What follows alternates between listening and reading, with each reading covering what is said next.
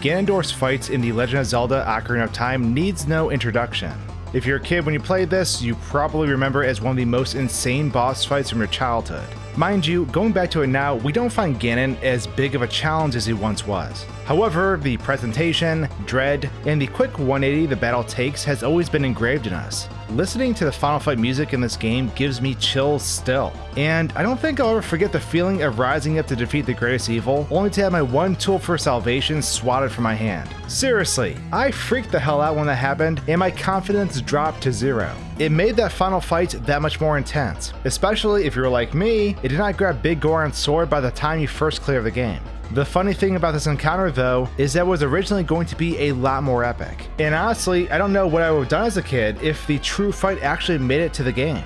According to Yoshiaki Koizumi, in issue 225 of Nintendo Power, he states that Ganondorf's final fight concept used to be designed around the idea that Ganon would be the size of the castle. Imagine scaling up the Ganondorf we see in our final fight to a scale of 10 times what he is now. Instead of Link running down and escaping the castle, he'd actually have to climb up Ganondorf in order to slay this giant beast, which is absolutely bonkers, but I love it. Unfortunately, the scope of the idea would have been too much for the Nintendo 64, so the Shadow of the Colossus boss fight would have to be scrapped. Kinda neat to think that in Breath of the Wild, we eventually got to climb giant environmental-based beasts though, almost like a throwback to this original idea. But I could go on and on about how much I love this boss fight, but we're going to put the memories aside for a moment to talk about something I was just as fascinated with as a child, and that's the fire barrier. Yes, the silly ring of fire that surrounds the stage, because it is by far the most powerful magic that exists in the game. We have a lot to cover, so I hope you enjoy this bizarre dissection of one of Ganon's most epic moments.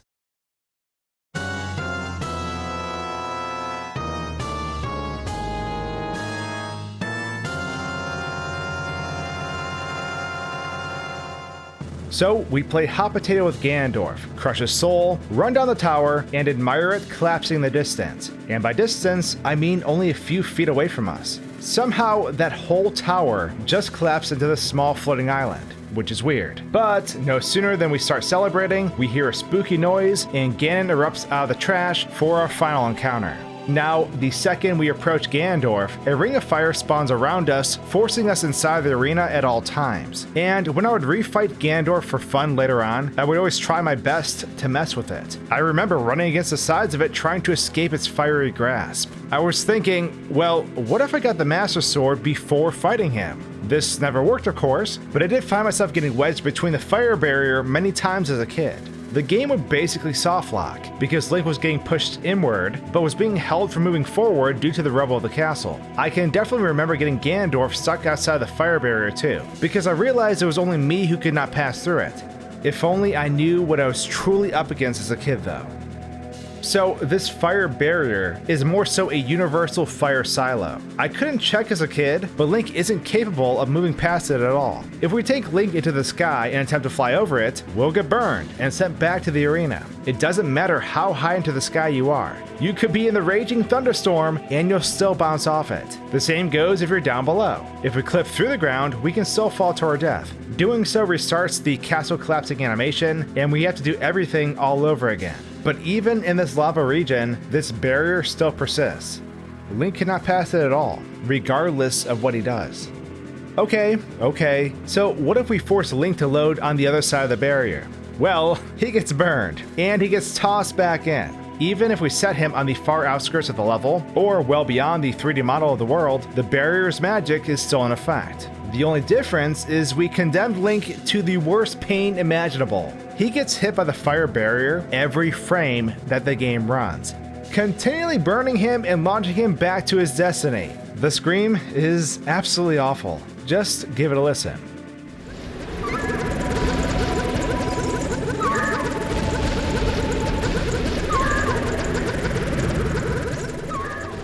Horrifying, right? The worst part is, Link cannot die either. He cannot take further damage after getting burned the first time. So even if he wished for death, it will not come to him. His burning, broken body is launched back into the arena and forced to fight against Ganon.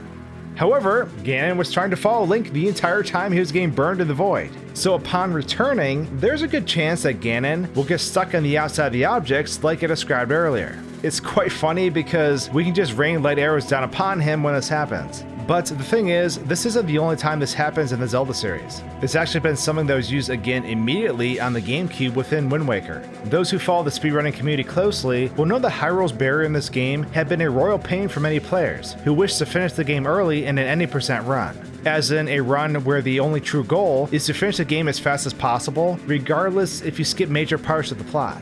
In Hyrule, there is a giant barrier that surrounds the area that Link eventually shatters later on in the game. Touching this barrier has a similar effect to our fire barrier. It sends Link flying backwards, forcing him inbounds again. This barrier mimics the behavior of our fire barrier, except it's a bit more merciful. It extends to the sky and below the stage, similar to our fire barrier. But this one is actually coupled with a giant invisible wall too. If you were to get past the barrier, Link would be repeatedly hit backwards to its center. But due to how Wind Waker processes invincibility frames, it isn't as brutal and forceful as Ocarina of Time's. We see the same barrier stretching to the skies above while the final fight is taking place with Ganondorf too. Once again, it prevents Link from leaving and forces him back inbounds regardless of where we place Link. Zelda's strongest magic truly is broken reflective barriers. So now you know a bit more about the Zelda series' obsession with barriers. But I do want to take a trip back to post-apocalypse Hyrule again in Ocarina of Time. When I first tackled this concept on SwankyZone a few years ago, I wasn't able to tinker with it as much as I can now. So, since I decided to revisit this concept on my main channel in a more structured way, I thought we'd push this whole final encounter to its limits just to see how it ticks. So, let's break some things.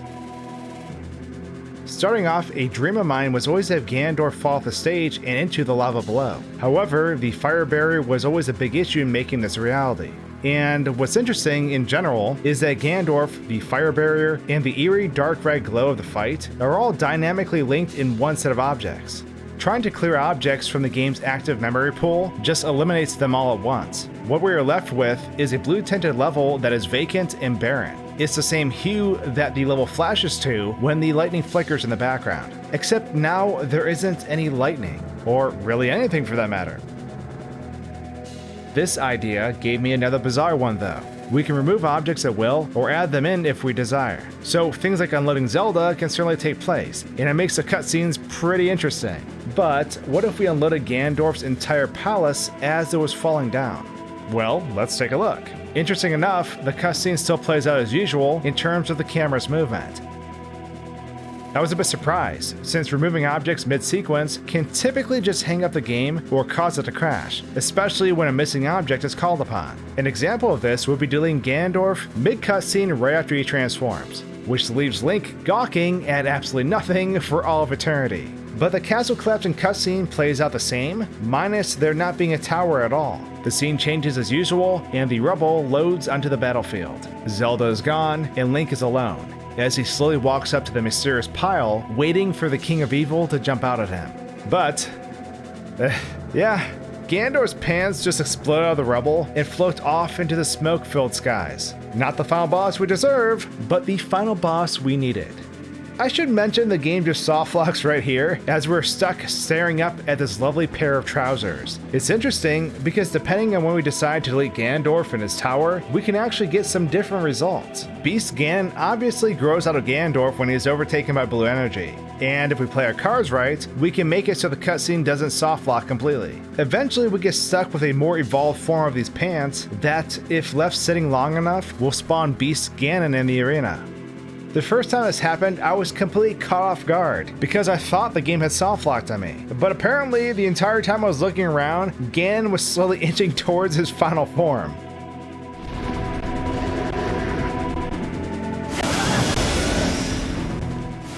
Putting Ganon down this final time, I thought it was more fitting to just erase him completely so that we could resolve Wind Waker before his plot ever became an issue.